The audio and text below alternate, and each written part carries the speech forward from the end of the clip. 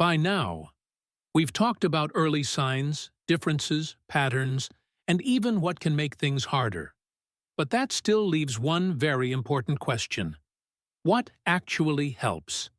Not in theory, not someday, but right now, in everyday life. Because when your child is struggling, you don't just want to understand it. You want to do something that actually makes a difference. And here's the good news. You don't need to wait for a diagnosis to start helping your child. In fact, some of the most effective support starts much earlier, in small, everyday moments. Before we get into specific strategies, there's one important shift. You're not trying to control behavior. You're supporting regulation. Because when regulation improves, behavior follows. Let's start with the first, and most important, connection. Not just being physically present, but being mentally and emotionally available. Moments where your attention is fully there, where you follow your child's lead instead of directing everything. It can be very simple. Sitting together, playing for a few minutes, sharing a small moment, a look, a smile, a back-and-forth exchange. And here's why this matters. These moments are not just nice to have. They are building the brain's ability to regulate itself. Because regulation develops through relationship. When a child feels connected, their nervous system feels safer. And a regulated nervous system can handle more. The second is predictability. A brain that struggles with regulation benefits from knowing what comes next. Not rigid schedules, but consistent patterns. A rhythm to the day, morning routine, meal times, bedtime, and especially preparing transitions. Letting your child know what's about to happen next. In 5 minutes, we're leaving. After this, it's time for dinner. This gives the brain time to adjust. And that reduces resistance before it even starts. Because most difficult moments don't come out of nowhere. They come from sudden change. The third is movement. Movement is not just activity. It's regulation. It helps release built-up stress, supports attention, stabilizes the nervous system. And for some children, it's essential. Without enough movement, their system becomes overloaded. And that shows up as restlessness, impulsivity, or emotional reactions. So the goal is simple. Build movement into the day. Not just once, but regularly. Running, climbing, jumping, dancing. It doesn't need to be structured. It just needs to happen. Because when the body moves, the brain can settle. The fourth is sleep. This is the foundation of everything else. Attention, emotion, impulse control. All of it depends on sleep. And even small improvements can have a big impact. A consistent bedtime. A simple routine. Reducing stimulation before sleep. Lower lights. Less noise. Fewer screens. Because sleep is not just about rest, it's about resetting the brain.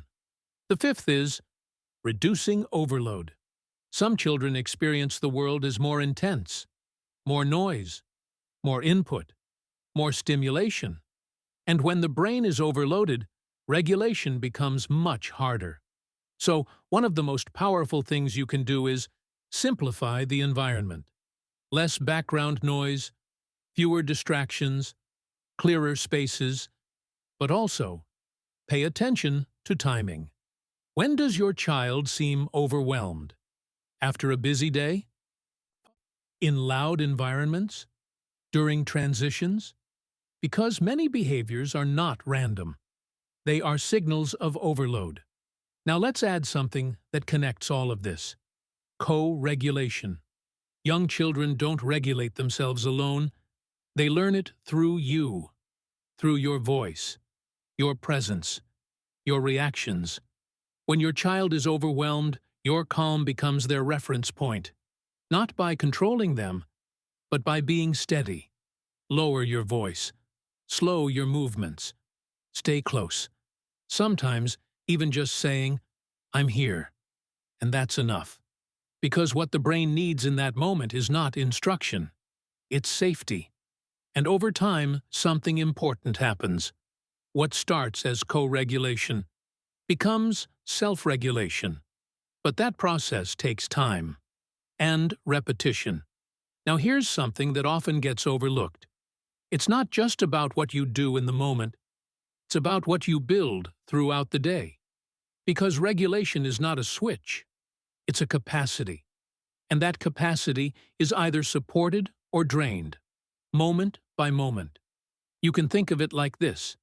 Every time your child sleeps well, connects with you, moves their body, and experiences predictability, you are adding to their capacity. And every time they are overtired, overstimulated, or constantly pushed to adapt, that capacity gets used up. So by the end of the day, what looks like sudden behavior is often the result of an already exhausted system. This is why some days feel easier than others. Not because the child is different, but because the system is. Let's bring this into a real-life example. A child struggles every evening. Meltdowns, resistance. Everything feels harder. At first, it looks like behavior. But if you step back, you might see something else. The day was long. There was a lot of stimulation. Not enough movement. Sleep was already low. Now the system is overloaded. So instead of reacting to the behavior, you start adjusting the day. More movement earlier. Less stimulation in the evening. A consistent bedtime. More connection before transitions. And slowly, things begin to shift. Not instantly, but gradually. And here's a common trap many parents fall into. Trying something once and expecting it to work immediately. But regulation doesn't work like that. It's not a quick fix. It's a process. A system that builds over time. So what matters is not doing everything perfectly, but doing small things consistently. That's how real progress looks. Not sudden change, but small improvements that build over time. A slightly easier transition. A slightly faster recovery. A slightly calmer evening. And those small shifts add up. And here's something important to remember. You don't have to do all of this perfectly. There will still be difficult days. There will still be moments that feel overwhelming. That's part of development. What matters is not perfection. It's direction. So if you take one thing from this video, let it be this. You don't need to wait to start helping your child. Support begins with simple things. Connection, predictability, movement, sleep, reducing overload. These are not complicated, but together they are powerful because they support the system behind the behavior. And most importantly, they meet your child where they are. If this video gave you something practical, you can share it with someone who might need exactly this right now. In video 1 to 6 of our first series, we looked at something many parents struggle with in real time. What to do in the middle of a meltdown when everything feels out of control. Because that's where small shifts can make the biggest difference. Find the first of those 6 videos in the link.